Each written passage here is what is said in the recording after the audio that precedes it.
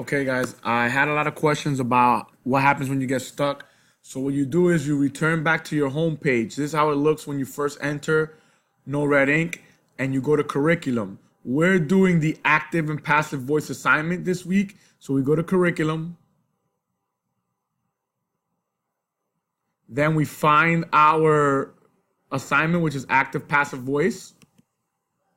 And now you can see here that we have all the parts that we're doing.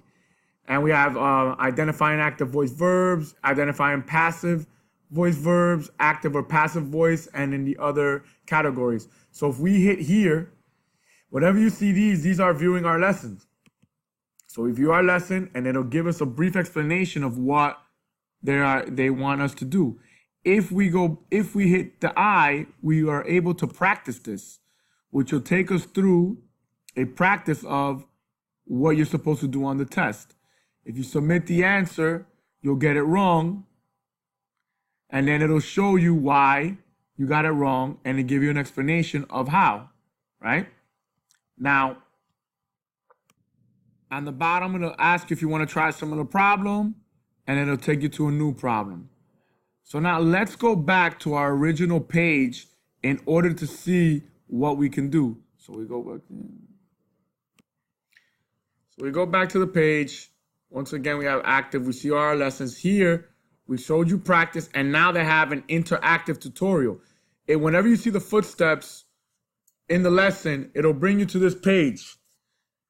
You know, it says there are often many ways to write a sentence. For example, writers can use active or the passive voice. So you tell me more. They give you examples.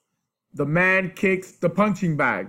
The subject's the man. The active voice is kicks. Why? Because he's doing it right now.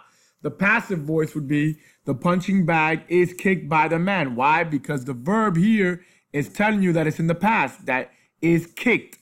This is in the past. What's the difference? In the active voice, the subject is doing the action. This is usually clearer for the readers to understand. In the passive voice, the subject is having something done to it. So here the subject is being kicked. The man, right? This is the subject. The man is being kicked. Over here, the man is doing the kicking. And then if you want, let's try it out.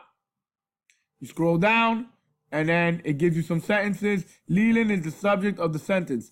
Is he doing the action or is he having something done to him? Leland feeds the unicorn every morning before school. Is he doing the action or having it done to me?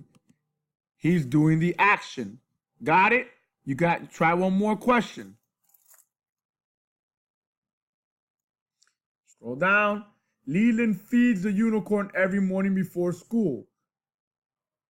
Is Leland doing the action or is the action being done to Leland? Let's see if we pick passive. What happens?